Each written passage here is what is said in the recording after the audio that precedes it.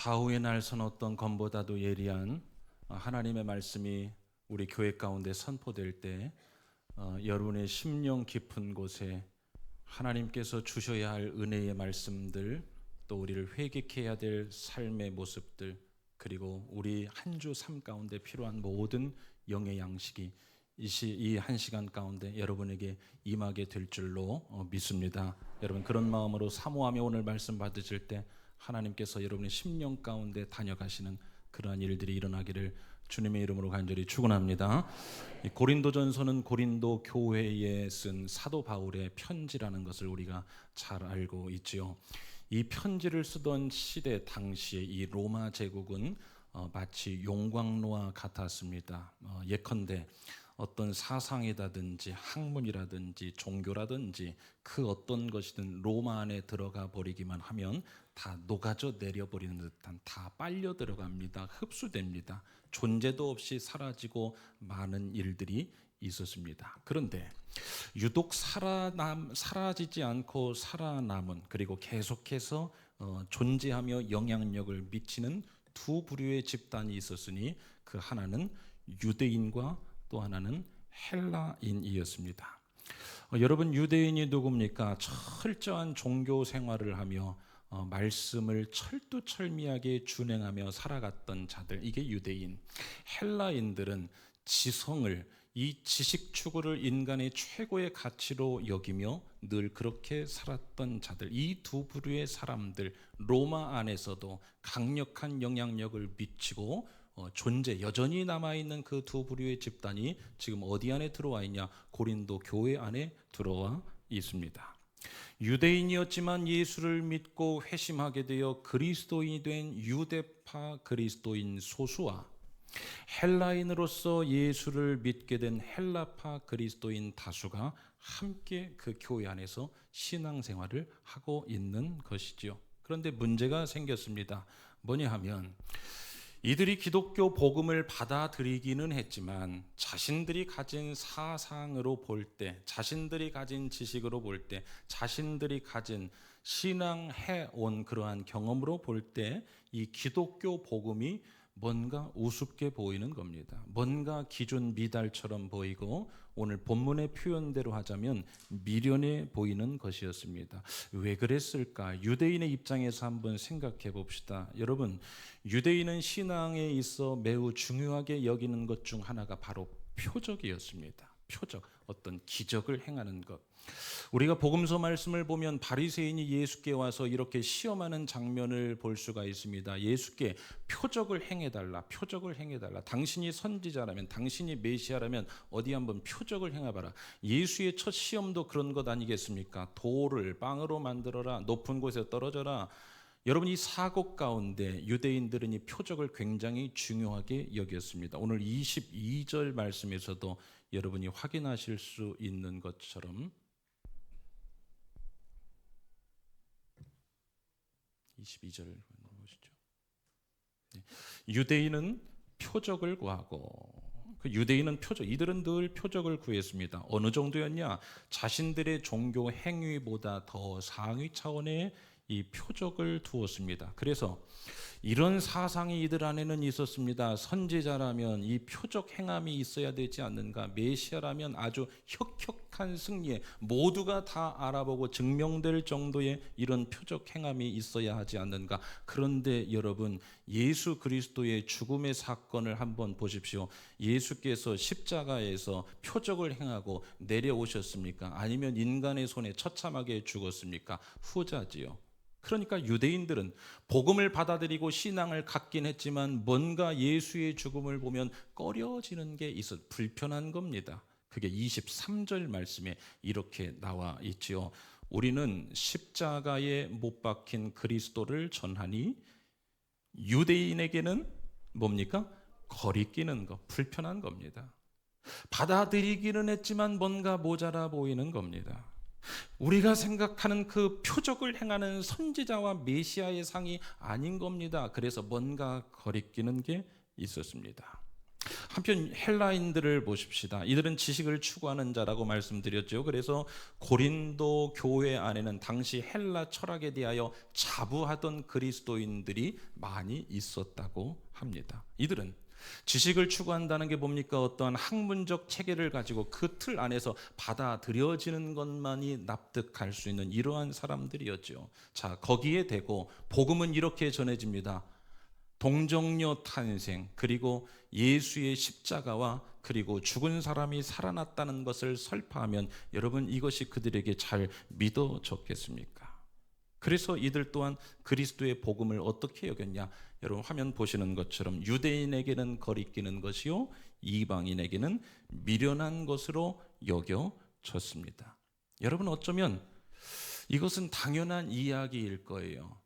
우리 교회 명의장로님이신 강국창 장로님이 작년에 9월 달에 야폭나루 기도회 때 간증을 하시면서 이런 말씀하시는 것을 제가 들었습니다. 처음 교회를 나와 보니까 이 교회 다니는 사람은 바깥에서 들어온 사람이 교회 다니는 사람을 볼 때 여기 있는 사람들은 뭔가 나사 하나 풀어진 사람들이 다니는 그런 것처럼 보이는.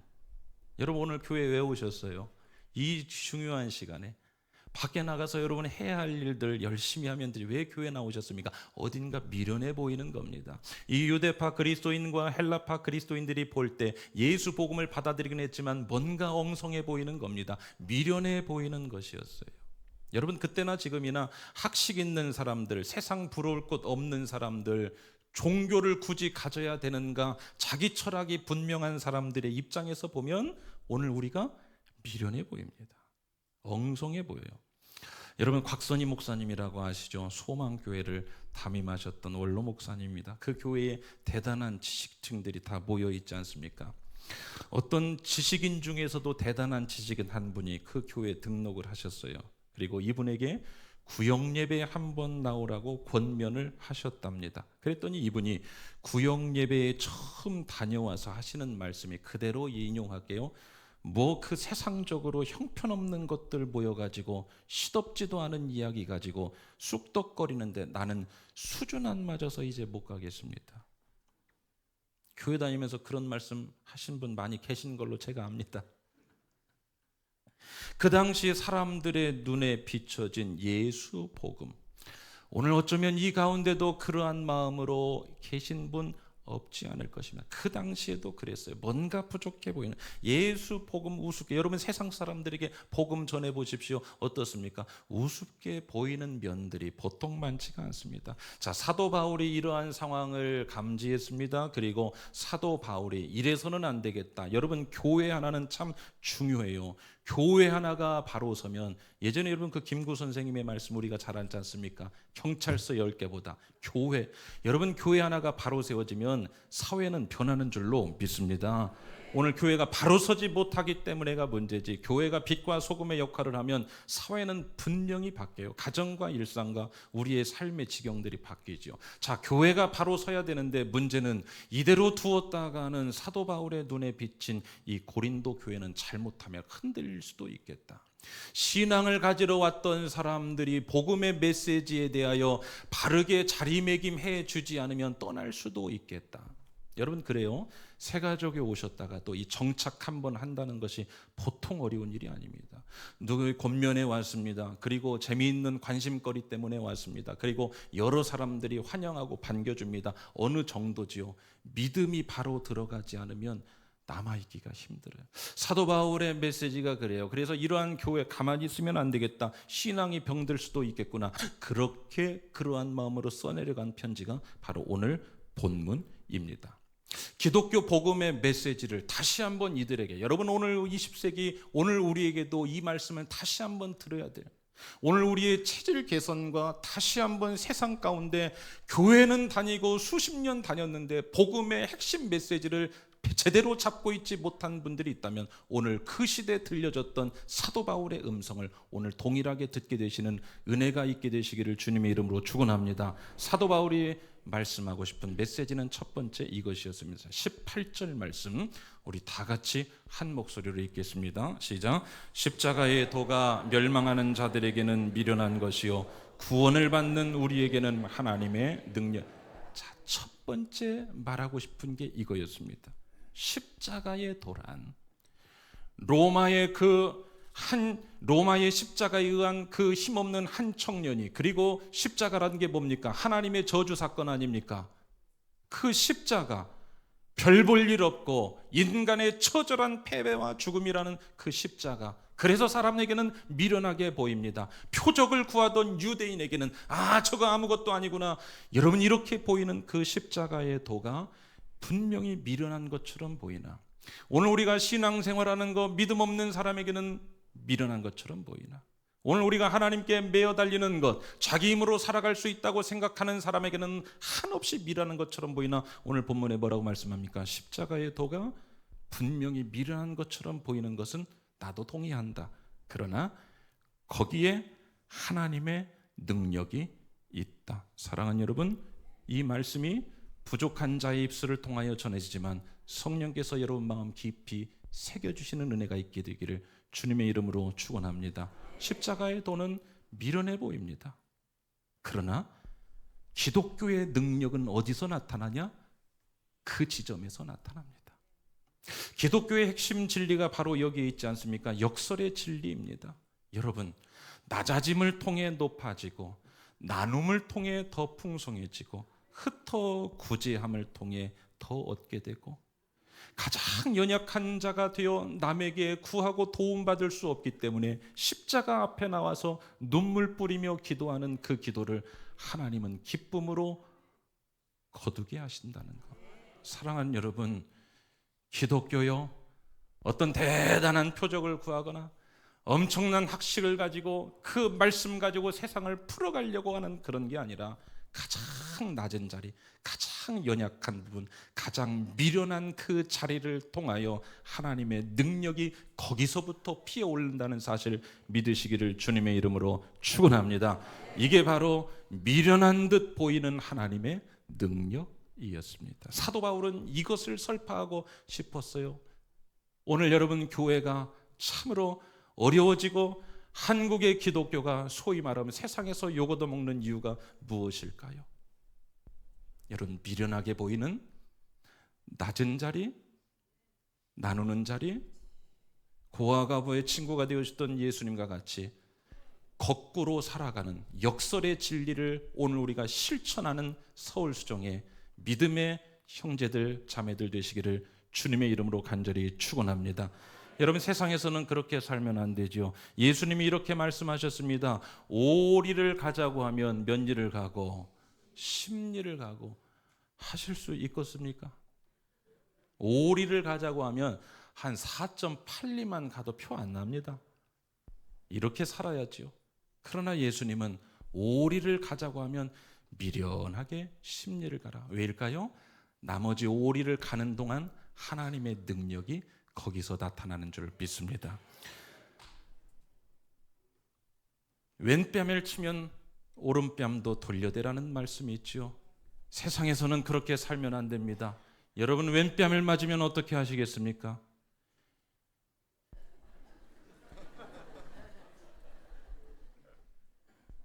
그러나 오른뺨을 돌려대고 맞는 아픔을 경험하고 그 치욕을 모멸감을 감당하는 그때 그 자리에서 미련한 듯 보이지만 거기에 하나님의 능력이 나타난다는 사실 믿으시기를 주의 이름으로 축원합니다. 그래서 여러분, 오늘 우리가 붙든 진리는 이 역설의 진리. 이번 한 주간도 세상과는 다른 눈으로, 여러분, 눈이 좋아야 됩니다. 거꾸로 볼 수 있는 눈이 있어야 됩니다. 세상에서는 자기 힘과 자기 자랑과 자기 능력으로 살아가지만 거기에는 하나님의 능력과 지혜가 끼어들 틈이 없습니다. 이번 한 주간 예수와 같이 좀 바보처럼, 그리고 우직하게 말씀 400독 통독할 때 여러분에게 주시는 그 한 말씀을 매일같이 받아 그것을 미련한 듯 보이지만 실천할 때 이번 한 주간 여러분의 삶 가운데 하나님의 능력과 지혜가 많이 묻어나시는 그러한 은혜가 있게 되시기를 주의 이름으로 축원합니다. 그리고 십자가의 죽음, 성경은 늘 우리에게 말씀합니다. 하나님의 능력은 어디서 나타나냐? 이 단계를 여러분 우리가 넘어가야 되죠. 십자가의 죽음, 자기 비움, 미련해 보이는 것, 손해보는 것, 그 약한 것을 통해 하나님의 능력이 나타날 것이니 여러분 담임 목사로서 부디 여러분에게 강력히 부탁합니다. 미련해 보이는 것을 미련한 것으로 한 주간 살아가지 마시고 미련해 보이는 듯하지만 그 안에서 하나님의 능력이 나타나는 삶을 살아가시기를 주의 이름으로 간절히 축원합니다. 여러분 제가 묻고 싶어요. 여러분 인생과 삶 가운데 하나님의 능력이 잘 나타나십니까? 그분은 아마 미련한 듯 하나님의 말씀을 실천하는 사람일 것입니다. 여러분 삶 가운데 하나님이 경험되지 않고 하나님의 능력과 하나님의 지혜가 내 삶 가운데 잘 나타나지 않습니까? 아마도 자기 자랑과 자기 지혜를 앞세워 사는 분일 가능성이 높습니다. 여러분은 어느 쪽이십니까? 안타까운 것은 오늘날 현대 교회 안에도 그 당시 고린도 교회 안에 똑같이 있었던 유대파 그리스도인과 헬라파 그리스도인과 같은 신앙의 모습들이 오늘 우리 안에도 있어요. 믿긴 믿는데 기도하긴 하는데 교회 오긴 오는데 안 오는 것보단 낫죠. 그러나 믿긴 믿는데 오늘 바울 사도가 통탄에 맞지 않을 이왕 믿을 거 잘 믿어야 되는데 이왕 믿을 거 그 힘들여서 예수 믿으면 그 능력과 지혜를 경험해야 될 텐데 오늘 우리에게도 마찬가지나 믿긴 믿는데 십자가의 도, 하나님의 능력과 지혜가 발현되는 십자가의 도가 그 믿음의 중심이 아니라 유대파 그리스도인처럼 오늘 우리도 표적이나 구하며 믿는 사람이 있습니다. 어떤 일이 일어나지 않으면 하나님 없는 거고, 기도 응답되면 하나님이 나를 사랑하시고, 기도 응답되지 않으면 신앙이 이거 뭐야? 오늘 이 시대 가운데 헬라파 그리스도인도 있습니다. 내 생각의 틀에 맞춰놓고 거기에 맞지 않으면, 자기 가치관을 세워놓고 그 가치관에 납득하기 어려우면 다 제거하는, 이게 자기 지혜지요. 여러분 자기 지혜로 살아가는 것, 이거 참 위험합니다. 사람이요 자기 생각과 능력과 판단으로 매일같이 옳은 판단을 할 수 있다고 그렇게 착각하며 살 뿐이에요. 인생의 나이가 높이 되신 분들을 가만히 보면 삶에 대해, 제가 아는 분들은 삶에 대해 가면 갈수록 겸손해지시더라고요. 뭐를 물으면요, 여러분 노 목사님들은 바로 단방에 답변하지 않습니다. 잘 기도해 보십시오. 잘 생각해 보십시오. 저는 이렇게 했지만 왜일까요? 살아보면 살아볼수록 자기 지혜로 세상이 돌아가지 않습니다. 자, 자기 지혜로 자기 자랑으로 살아가는 자들에 대하여, 그 고린도 교회 안에 있던 그런 부류에 있는 자들에 대하여 오늘 바울 사도가 강력하게 경고하고 있으니 그것이 바로 19절입니다. 자, 19절 한번 띄워놓으시고 조금 후에 읽겠습니다. 여러분 이 19절 말씀 뭐냐? 기록된 바, 이렇게 시작하죠. 신약 말씀을 읽을 때 기록된 바, 이것은 구약의 내용을 인용한 겁니다. 그렇습니다. 이사야 29장 14절 말씀을 지금 인용한 겁니다. 그러면 왜 고린도 교회 성도들이 이사야 29장 14절 말씀을 들어야 했을까? 이사야 29장 14절 말씀의 배경은 이렇습니다. 이스라엘을 아수르가 쳐들어옵니다. 여러분 역사적 사건 아시죠? 아시리아, 그 강력했던 제국 아시리아가 이스라엘을 쳐들어옵니다. 어떻게 해야 될지 혼비백산할 때 선지자가 그 지도자들에게 이렇게 말합니다. 하나님부터 의지하십시오. 하나님을 붙들고 하나님께 매어 달리십시오. 이 전쟁은 하나님의 손에 있습니다. 하나님께 능력을 구하십시오. 여러분 그런데 그들은 그 말을 따르지 않습니다. 왜였을까요? 미련해 보이거든요.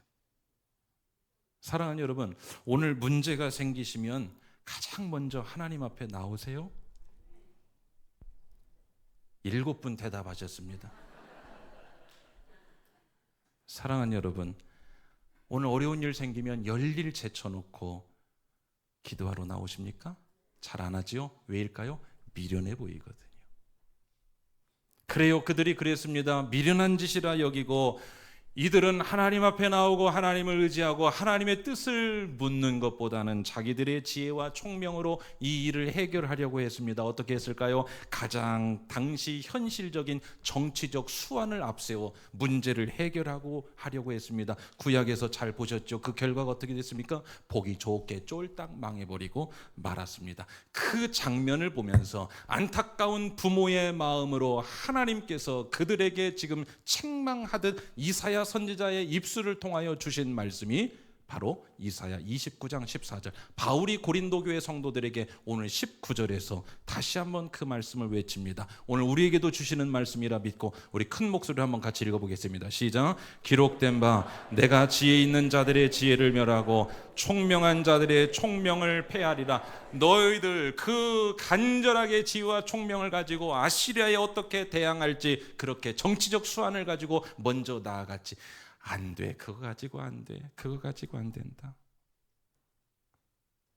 여러분, 지혜는 두 가지가 있어요.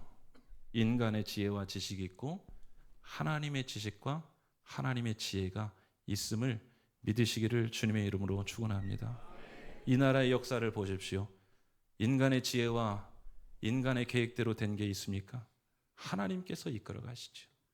하나님의 지혜 앞에 앞서면 안 되죠.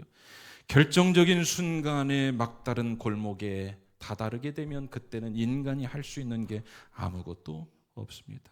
그래서 여러분, 사람의 지혜로 세상이 돌아가면 세상은 이미 패망하고 말았을 거예요. 여러분, 기도가 한 대로 기도가 응답되었으면 오늘 우리는 이 세상에 없을 수도 있습니다. 여러분, 바라고 원한 대로 다 되었다면, 여러분 지혜와 여러분의 능력으로 되기로 될 것 되었으면 좋겠다 한 대로 다 되었다면 여러분 이 세상에 존재 안 했을 가능성이 높습니다. 자, 그래서 20절 말씀 우리 한번 보시겠습니다. 지혜 있는 자가 어디 있느냐? 선비가 어디 있느냐? 이 세대의 변론가가 어디 있느냐? 하나님께서 이 세상의 지혜를 미련하게 하신 것이야. 하나님이 여러분 사람을 골탕 먹이려고요? 부지하게 만들려고요? 그게 아닙니다. 그게 더 적절하기 때문에. 부모는 어린 자녀의 요청을 다 들어주지 않습니다. 가만히 보면 들어주는 것보다 들어주지 않는 게 더 많아요. 왜요? 아이의 지혜와 엄마의 지혜는 다릅니다. 세상의 지혜를 미련하게 하셨습니다. 왜요? 그렇게 해야 합력하여 선을 이룰 수 있기 때문에, 그래야 인간의 교만이 조금이라도 제어되기 때문에. 사랑하는 여러분, 오늘 내가 내세우고 앞세우고 자랑하고 교만하게 살아가는 무엇이 있습니까? 내려놓으려고 하는데 잘 내려놓지 않는 무엇이 있습니까? 오늘 말씀 앞에서 다 내려놓게 되시기를 주의 이름으로 축원합니다. 여러분, 코끼리 고기 드셔보셨습니까? 코끼리는 고기 안 먹는 거죠. 코끼리가 값어치 가치 있는 이유가 뭐 때문이죠? 상아 때문이죠. 자, 코끼리가 마지막에 죽는 이유가 뭐 때문이죠? 상아 때문입니다. 오늘 여러분 자랑하는 것들, 우리의 지혜가 있어요. 그러나 하나님의 지혜에 덧입지 않고, 오늘 우리의 자랑과 우리의 능력이 있어요. 그러나 하나님의 능력에 덧입혀지지 않으면 그것이 자신을 죽입니다. 헬라파 그리스도인이나 유대파 그리스도인들은 뭐에 더 관심하고 있었어요? 자기 지혜, 자기 삭신, 자기 신념, 자기 사상. 그래봐야 21절 하나님의, 조금 빨리 좀 해주시면, 하나님의 지혜에 있어서는 이 세상이 자기 지혜로 하나님을 알지 못함으로. 여러분, 알 수가 없습니다.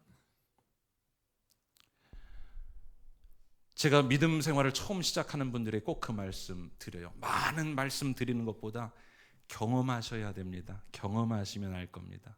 눈이 뜨여지면 알 겁니다. 오늘 혹시 여러분 교회 처음 나오고 계신 분이 계시다면, 오늘 익숙하지 않은 우리 용어, 미련해 보이는 것들 있지만 하나님을 아는 경험을 하면 저와 여러분 그 안에서 살아계신 하나님을 분명히 경험할 수 있게 된다는 사실 믿으시. 이게 여러분 복음이에요. 복음의 메시지를 받아들이시기를 주의 이름으로 간절히 축원합니다. 여러분, 오늘 우리가 자기 지혜와 자기 확신과 자기 교만과 자기 능력과 자기 자랑으로 살아가면 지금까지는 잘 왔을지 몰라요. 그래서 오늘 우리는 그 길을 계속합니다. 그러나 막다른 골목에 아시리아 앞에 선 이스라엘처럼 아무것도 할 수 없는 그때가 오니, 사랑하는 여러분, 오늘 이 말씀에 뭔가 자극이 되어서 반응하게 되시기를 주의 이름으로 축원합니다. 자, 그럼 마지막 세 번째, 어떻게 해야 이 하나님의 능력과 지혜를 덧입어 살아갈 수 있을까? 여러분, 자기 지혜와 능력이 아닌 분명히 존재하는데 하나님의 능력과 지혜로 살아가길 원하십니까? 어떻게 해야 될까요? 자, 24절 바울 사도는 한 번 더 힘주어 외칩니다. 자, 같이 한번 읽어보겠습니다. 오직 부르심을 받은 자들에게는 유대인이나 헬라인이나 그리스도는 하나님의 능력이요 하나님의 지혜니라. 유대인들의 그 표적을 구하는 것, 헬라인들의 그 지식을 추구하는 것, 이것을 넘어서 유대인이나 헬라인이나 누구나, 저나 여러분이나 그리스도를 통한, 미련해 보이는 그리스도를 통한, 무지해 보이는 그리스도를 통한 하나님의 능력과 지혜가 삶에 임할 수 있는데 누구에게 가능할 건가? 여러분, 24절 처음에 뭐라고 되어 있습니까? 오직 부르심을 받은 자들. 저는 이것을 하나님의 부르심에 응답한 자라고 저는 그렇게 묵상이 되었습니다. 부르심에 응답한 자란 건 뭘까요? 하나님의 부르심. 이 부르심이라는 건, 여러분, 하나님은 처음부터 사람을 부르시는 일을 많이 하셨어요. 아담아, 내가 어디 있느냐? 아브라함아, 내가 내게 지시할 땅으로 가라. 사무엘아, 사무엘아, 사무엘아. 임마누엘, 하나님은 우리와 함께 동행하고 싶기 때문에, 여러분, 사랑하는 사람이 나타나면 처음에 뭘 묻습니까? 이름을 알고 싶어요. 그리고 이름을 부릅니다. 관계가 소원해졌다는 것은 이름 부르는 횟수가 줄었다는 이야기입니다. 하나님은 우리를 사랑하시기 때문에 우리를 부르십니다. 오늘도 여러분 그냥 온 것이 아니라 하나님께서 우리를 불러주셔서 오셨다는 것을 믿습니까? 하나님 부르세요. 오늘 말씀을 통하여 우리를 부르십니다. 말씀을 통하여 우리를 강권하십니다. 자, 이때 그 부르심에 반응하는 자가 있고 반응하지 않는 자가 있다는 것을 우리는 성경을 통해 배웠지요. 여러분, 요한계시록에서는 이것을 이렇게 표현합니다. 누구든지 내가 문 밖에 서서 문을 두드리노니 누구든지 내 음성을 듣고 문을 열면 내가 들어가서 나는 그와 더불어 먹고 그는 나와 더불어 먹으리라. 이게 바로 부르심에 믿음으로 반응하는 자의 모습이죠. 여러분, 반응을 하면 하나님이 여러분의 삶에 문을 열고 들어오셔서 더불어 먹는 그 영적인 식사 교제가, 이것을 우리는 묵상이라고도 하고 이것은 하나님과의 친밀한 대화 시간이라고도 합니다.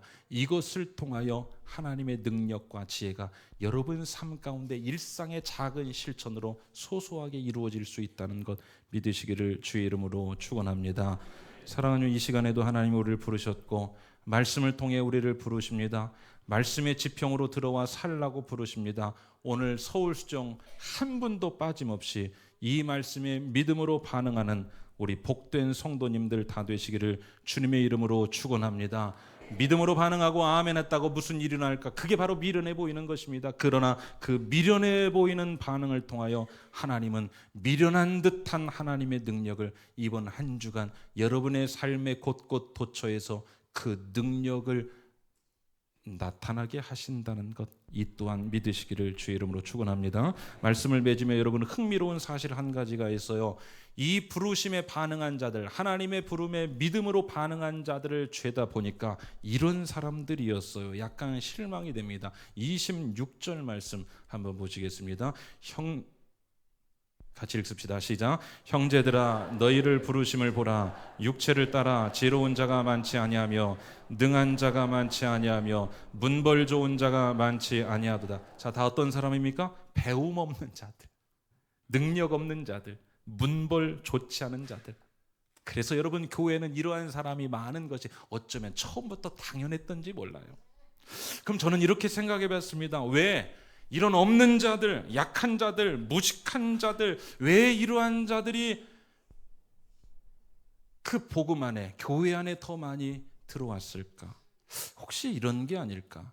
없고 모자라고 약하고 결핍이 있어서 자신의 삶을 자신의 힘으로 살아갈 수 없어 그 자리에 하나님의 능력이 필요했기 때문에 그들은 모두에게 부르는 하나님의 음성의 메시지가 있지만 이들은 그 연약함 때문에 그 자리를 그리스도로 채워야 하기 위해서 그 부르심에 민감하게 반응하지 않았을까? 그래서 그들은 하나님의 능력과 지혜를 먼저 맛본 것이 아닐까. 사랑하는 여러분, 오늘 여러분 가운데 능력과 문벌과 건강과 재물과 지식과 그 어떤 여타의 결핍된 것이 있습니까? 그래서 모자라십니까? 그래서 약하십니까? 그래서 불편하십니까? 그래서 괴롭습니까? 그래서 무시당합니까? 어쩌면 그게 축복의 통로가 될지 모릅니다. 그 자리에 예수가 들어오시기 위하여 지금 여러분에게 문 열라고 부르시는 음성인 줄로 믿습니다. 오늘 우리가 자기 좀 이제 더 내려놓고 자기를 좀 더 비우고 자기 깨어짐을 하고 자기 부인을 하고 그 부름에 응답하면 이번 한 주간도 우리 주님은 가난한 자의 친구가 되어주시고 굶주린 자의 풍성이 되시며 상한 자에게 치유가 되시는 그 어떤 능력의 모양으로 여러분에게 임할 것을 믿습니다. 여러분 지혜가 부족하십니까? 십자가 앞에 미련하게 좀 나가보십시오. 거기 나가 앉아있으면 후히 주시고 꾸짖지 않으시는 하나님께서 여러분에게 필요한 지혜를 주실 줄로 믿습니다.